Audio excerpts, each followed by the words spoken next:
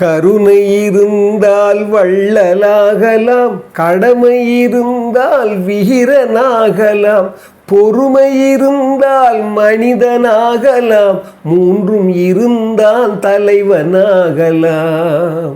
இந்த மூன்றும் இருந்தால் தலைவனாகலாம். அற்புதமானவர்களே, எவ்வளவு பெரிய அற்புதமான வாக்கியங்க பாருங்கள். இந்த மூன்று விஷயத்தை சொல்கிறார் கவிஞர் வாலி. புரட்சித் தலைவர் எம்ஜிஆர் அவர்கள் நடித்த படம் பல தடவை மேற்கோள் காட்டப்பட்டிருக்கு. ஆனாலும் திருப்பி திருப்பி நினைவூட்டுற மாதிரி வார்த்தைகள். கருணை இருந்தால் வள்ளலாகலாம். பாருங்கள், வள்ளல்னு யாருக்கு வரும்? கருணை இருக்கணும். அந்த கருணை எப்படி வரும்? கடமை இருந்தால் வீரனாகலாம். வீரன்னா என்ன? போர்க்களத்தில் தான் வீரன் நினைக்காதீங்க. ஒரு குடும்பத்தை காக்கிறவனும் வீரன் தான். ஒரு தன்கிட்ட இருக்கிற ஒழுக்கத்தை நிலைநிறுத்துறவனும் வீரன் தான். இந்த உலகத்தினுடைய சூழ்நிலைக்கு அஞ்சாமல், எங்கேயுமே கெடாமல், நலம், மக்கள் நலம், பொது நலம், சமூக நலம், நம்முடைய குடும்பத்தின் நலம், பிறருக்காக வாழ்கிற நலம், இதெல்லாமே கடமை தான். அப்படி கடமையாக இருக்கிறவன் தான் வீரன். எவ்வளோ விஷயம் பாருங்கள். பொறுமை இருந்தால் மனிதனாகலாம். இந்த பொறுமை தான். இந்த பொறுமை ரெண்டு அர்த்தம். நீங்கள் உங்கள் வாழ்க்கையில் நடத்துகிற கஷ்டத்துக்கு பொறுமையாக இருக்கிறது முக்கியம் இல்லை. மற்றவங்களுடைய இன்பத்தையும் மற்றவங்களுடைய சந்தோஷத்தையும் மற்றவங்களுடைய ஆனந்தத்தையும் நீங்கள் பார்த்துக்கிட்டு இருக்கிற போது அதை எப்படி இருக்கணும்? பொறுமையாக இருந்து சந்தோஷப்படணும். இந்த பொறுமைக்கும் பொறாமைக்கும் ரெண்டு எதிர்ச்சொல். இந்த பொறாமைன்னா பொறுக்க முடியாமை.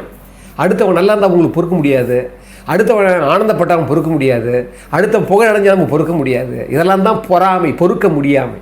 இந்த மூன்று குணங்கள் தான் விசேட குணங்கள். இந்த மூன்று குணமும் இருந்தவர் தான் திரு எம்ஜிஆர் அவர்கள். என்ன பாருங்கள், அவர் வெளிப்படுத்துகிற அவருடைய வாழ்க்கையில் அவர் ஒரு பக்கம் நடிப்பில் ஒத்திக்க பார்த்த மாதிரி வாழ்க்கையில் அதெல்லாம் நிலைநிறுத்தினார். என்னென்னா அந்த படங்களில் சொன்னாரோ, என்ன மாதிரிலாம் நடந்தாரோ அதே மாதிரி வாழ்க்கையிலே நடந்தார். அந்த அற்புதமான ஒரு மாமனித குணத்தை நாம் போற்றிக்கொண்டே இருக்கிறோம். அதனால தான் ஒப்புரவரி சொல்லுவார் 22வது அதிகாரம், தாளாற்றி தந்த பொருளெல்லாம் தக்கார்க்கு வேளாண்மை செய்த பொருட்டுன்னுவார். ரொம்ப அற்புதமான குரல் அது. அதாவது நாம் உடலை வருத்தி மனதை வருத்தி நாம் ஒரு செயல்களை நம்ம பிழைப்பு உழைப்பு இதெல்லாம் எதுக்கு நம்ம செய்கிறோம்? முயற்சியோடு நம்ம எதுக்கு இந்த வேலைகளை கடமைகளை ஆற்றுறோம் தெரியுமா? தாளாற்றினா முயற்சி செய்து தந்த பொருளெல்லாம், தாளாற்றி தந்த பொருளெல்லாம் தக்கார்க்கு, யாருக்கு உதவி தேவையோ அந்த உதவி தேவைப்படுறவங்களுக்கு வேளாண்மை செய்தல் பொருட்டுன்றார். வேளாண்மைனா உபகாரம். அந்த உபகாரம் செய்கிறதுக்காகவே தான் நம்ம பொருளை சேமிக்கிறோம், உழைக்கிறோம், பிழைப்பு நடத்துகிறோம்னு சொல்லி என்ன அற்புதம் குரல் பாருங்கள். இது எம்ஜிஆர் அவர்களுக்கு மட்டும்தான் பொருந்தும். உலகத்தில் எத்தனையோ தலைவர் இருந்தாங்க, ஆனால் அந்த மாதிரி உழைக்க வேண்டிய அவசியமே இல்லை. தனக்குன்னு ஒரு குடும்பத்தை கூட பெரிய குடும்பம் இல்லை. அண்ணன் குடும்பம் தான் பெரிய குடும்பத்தை தவிர அவர் குடும்பம் கூட தெரியும், உங்களுக்கு தெரியும். ஆனால் ஏன் நான் பதிவை திருப்பி சொல்கிறேன்? இந்த எம்ஜிஆரை பற்றி விஷயங்கள் சொன்னால் நான் ஏதோ ஒரு யூடியூப் நடத்துகிறேன், இது சொல்ல போகிற தகவல் சொல்கிறேன்னு நினைக்காதீங்க. உள்ளார்ந்து தான் நான் சொல்கிறேன்.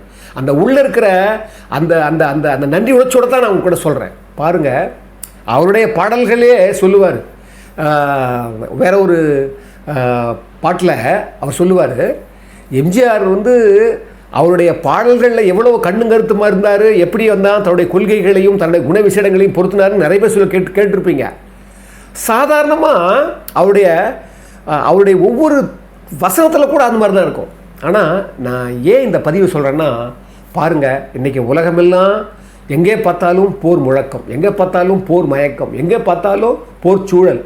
இப்போ சமீபத்தில் கூட கம்போடியாவுக்கும் தாய்லாந்துக்கும் ஒரு சாதாரண ஒரு கோவிலில் வச்சு ஏன் கோவில் உன் கோவில்னு சொல்லி பெரிய பிரச்சனை பண்ணி கிட்டத்தட்ட 1 லட்சம் பேர் அங்கேருந்து அப்புறப்படுத்தப்படுறாங்க. அதுலேயே F-16 போகிற அளவுக்கு பெரிய போர் நடந்துக்கிட்டு இருக்கு. அது எப்படி முடிவடையும் தெரியல.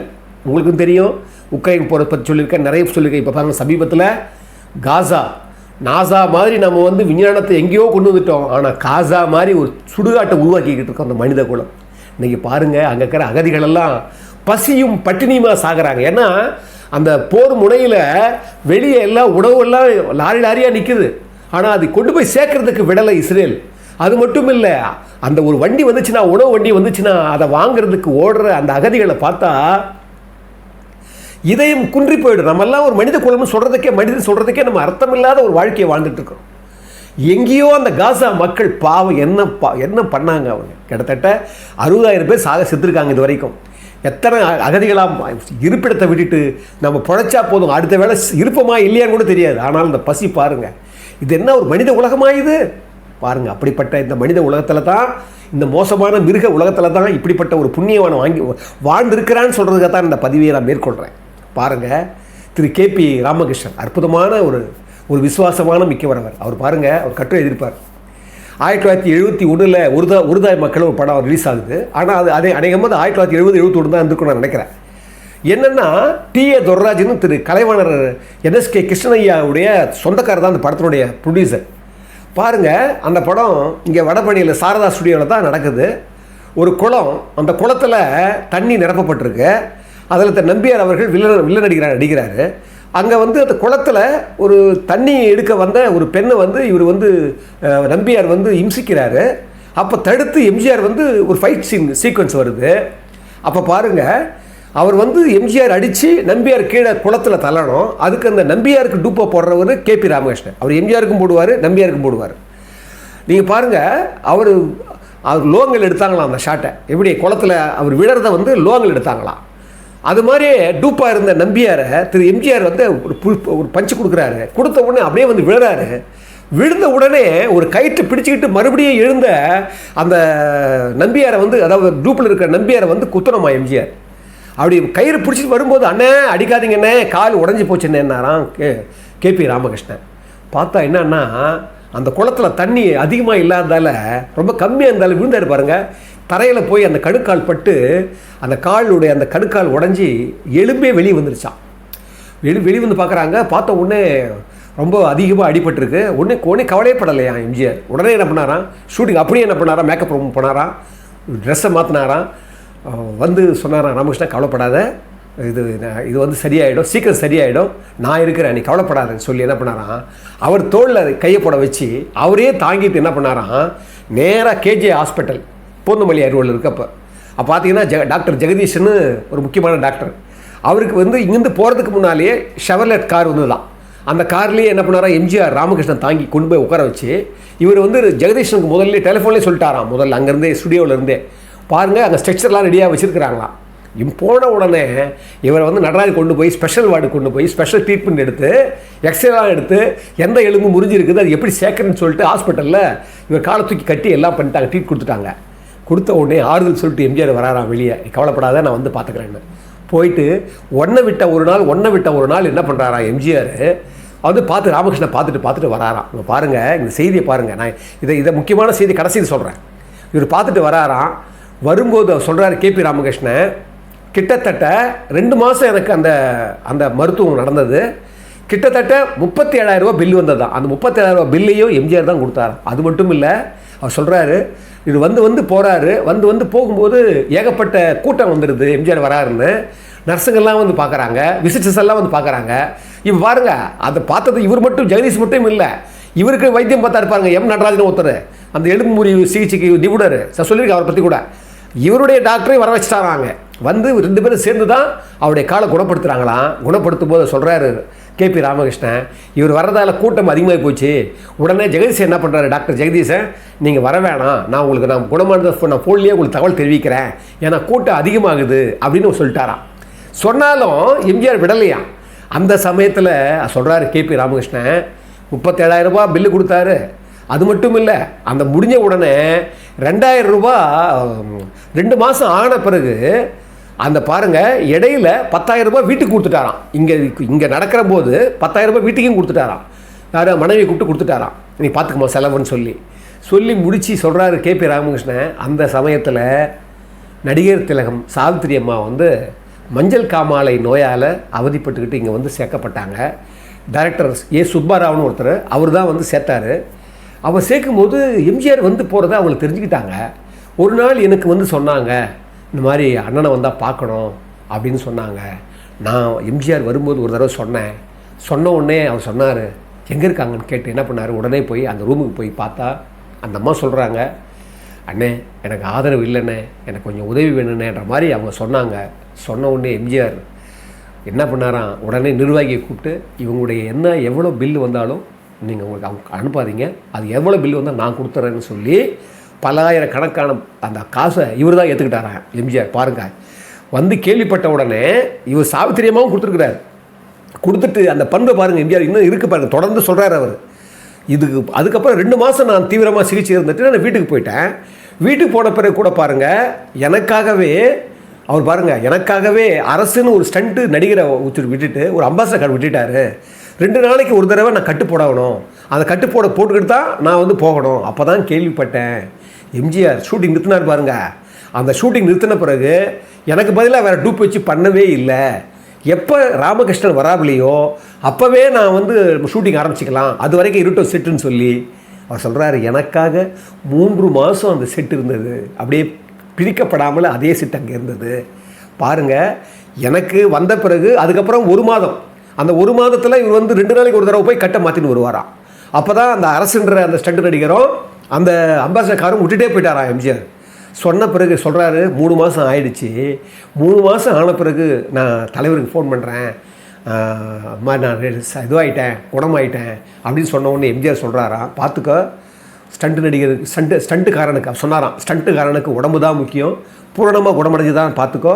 உனக்கு எப்போ நீ நடிக்கலாம் நீ சொல்கிறியோ அப்போ நீ நேரடியாக தயாரிப்பாளர்களுக்கு அவங்க நிர்வாகிக்கு ஃபோன் பண்ணிவிடு. ஃபோன் பண்ணால் அவங்க ஷூட்டிங் வச்சுக்குவாங்க, எல்லாத்தையும் மற்றெல்லாம் அரேஞ்ச் பண்ணிடுவாங்க, நீ பார்த்துக்கோன்னு. அப்போவும் நீ உடனே வான்னு சொல்லலையா எம்ஜிஆர், உனக்கு பூரணமாக எப்போ நீ சொல்கிறையோ நீயே சொல்லிக்கொண்டாராம்.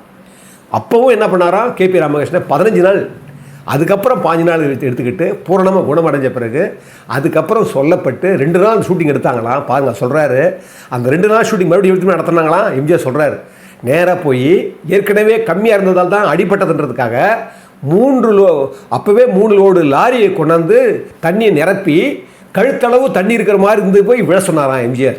அதுக்கப்புறம் தான் அவர் விழுந்து எடுத்து ரொம்ப அற்புதமாக நம்பியாரையும் என்னையும் வச்சு எடுத்தாங்க. அது மட்டும் இல்லை, எப்படி எம்ஜிஆர் என்னை பார்த்துக்கிட்டு இருந்தாரோ எல்லாம் உதவி செஞ்சாரோ அதை போலவே நம்பியாருடைய மனைவியோட ருக்மணி அம்மா, ஏன்னா நம்பியாருக்கும் இவர் தான் ரூம் போட்டிருக்காரு, அவரும் 1 விட்டு நாள் ஒரு நாள் பார்த்துட்டு போவாராம். எப்படி இருக்காங்க பாருங்கள் மனிதர்கள் எல்லாம். தன்னுடைய நடிகர் தன்னுடைய டூப் அவருக்கு இப்படி ஒரு நிலைமை தேர்ந்த உடனே எப்படி அந்த அந்த அந்த அந்த அதனால தான் சொன்னேன், தன்னை போல பிறரை என்னும் தன்மை வேண்டுமே. அது அந்த தன்மை வர உள்ளத்திலே கருணை வேண்டுமே அப்படின்னு வர வாழி. அந்த மாதிரி கருணை இருந்தால் தான் இதெல்லாம் வரும். அது மட்டும் சொல்கிறார். அதுக்கப்புறம் கூட அந்த 2 நாள் நடந்து பூரணமாக எல்லாத்தையும் ஷூட்டிங் நடந்த பிறகு கூட பாருங்கள், அதுக்கு ஒரு சாவித்திரியாவை பற்றி ஒரு கதை சொல்கிறார். அதாவது ஒரு நாள் அந்த அம்மா மறைகிறதுக்கு முன்னால் 1 வருஷத்துக்கு முன்னால் திடீர்னு ஒரு நாள் மாம்பழம் ஆஃபீஸுக்கு வந்துட்டாங்க. அப்போ பார்த்தீங்கன்னா சிஎம்மாக இருக்கார் எம்ஜிஆர். சாவித்திரி அம்மா ரொம்ப பரபரப்பாக இருக்கிறாங்க, நான் அவரை பார்த்தே ஆகணும்னு பரபரப்பாக சொல்கிறாங்க. என்ன பண்ணுறதுன்னு தெரியல, பார்த்தீங்கன்னா அப்படியே வெயிட் பண்ணுறாங்க, எங்களால் என்னன்னு சொல்ல முடியல. கொஞ்சம் நேரத்தில் கொஞ்சம் தாமதமாக தான் வந்தார் தலைவர். வந்த உடனே பார்த்த உடனே இந்த அம்மா பார்க்குறாங்க, பார்த்துட்டு சொல்கிறாங்க, எனக்கு ஆதரவு இல்லைங்க, நீங்கள் தான் எனக்கு ஹெல்ப் பண்ணணும் அப்படின்னு சொன்னாங்க. சொன்ன உடனே எம்ஜிஆர் கேட்குறாரு, என்னம்மா பிரச்சனை, எல்லாத்தையும் விவரிக்கிறாரு. அந்த அம்மா விவரிக்கிறாங்க. சொன்ன உடனே வீடு கூட அந்த அம்மாவுக்கு இல்லைன்றது புரிஞ்சுக்கிறாரு. உடனே என்ன பண்ணார் தெரியுமா எம்ஜிஆர் பாருங்கள். உடனே அப்போ குடிசை மாற்று வீட்டு வசதி வாரி தலைவராக இருந்தவர் திருப்பூர் மணிமாறன், அவர் உடனே ஃபோன் பண்ண சொல்கிறார். ஃபோன் போட்டு உடனே வாங்கன்றாரு. அவர் அப்போ பார்த்தீங்கன்னா கோடமாத்தில் தான் இருந்தார். அவர் திருப்பூர் மணிமாறன் அங்கே வராரு, நேராக கொஞ்ச நேரத்தில் வராரு. வந்த உடனே என்னென்னு கேட்குறாரு. கேட்ட உடனே இந்த மாதிரி இந்த அம்மாவுக்கு அண்ணா நகரில் ஒரு சொந்த வீடு ஏற்பாடு பண்ணுங்க, உடனடியாக ஒரு அலர்ட் பண்ணுங்க சொல்லி என்ன பண்ணுறாரு, உத்தரவு போடுறாரு. அந்த அம்மாவுக்கு அண்ணா நகரில் ஒரு வீடு கொடுக்கப்படுது. உடனே பாருங்கள், அப்போவும் விடலை எம்ஜிஆர், போய் மேலே போய் இருமா வரேன் சொல்லிட்டு மேலே போய் திரும்பி வராரு. வந்தால் ஒரு பையோடு வராரு. அம்மா இதில் 1 லட்சம் ரூபா பணம் இருக்குமா, இதை வச்சுக்கோமா, பார்த்துக்க பயப்படாதம்மா சொல்லி வழி அனுப்புகிறாரா எம்ஜிஆர். பாருங்கள், ஒரு நடிகர் திலகமாக வாழ்ந்த அந்த அம்மா பற்றி 1000 பிரச்சனைகள் இருக்கும், 1000 இதெல்லாம் இருக்கும், அது விட்டுருங்க. ஒரு பெண் இல்லையா, என்ன மாதிரி ஒரு நடிவான நிலை. அந்த நிலையில் ஒரு மனித சிஎம்மாக இருந்துக்கிட்டு எத்தனை பேர் வாழ்க்கையிலைங்க யோசிச்சு பாருங்களேன். இதெல்லாம் ஒருத்தருடைய வாழ்க்கையிலையாவது ஒரு தலைவராக இருக்கிறாங்களே, தலைவராக இருக்குன்னு நினைக்கிறாங்களே, அவங்க வாழ்க்கையில் ஒரு நிகழ்ச்சி சொல்ல முடியுமா அவங்க இந்த மாதிரிலாம் உண்மையான ஒரு பரிதாபமான ஒரு சூழலில் இப்படிப்பட்ட பண்பு எத்தனை பேருக்கு வரும்? அந்த அம்மா பாருங்கள், ஸோ வீட்டை கொடுத்ததும் இல்லாமல் கொண்டு போய் மேலே இருமா, 1 லட்சம் ரூபா வச்சுக்கம்மா, இதை பார்த்துக்கோ பத்திரம் சொல்லி அனுப்பிச்சி வழி அனுப்பி வைக்கிறார். இதை சொல்கிறார் கேபி ராமகிருஷ்ணன். எனக்காக 3 மாதம் செட்டு கலைக்க வேணான்னு சொல்கிறாரு. ராமகிருஷ்ணனே வரட்டும், அது வரைக்கும் வெயிட் பண்ணுங்கன்னு சொல்கிறாரு.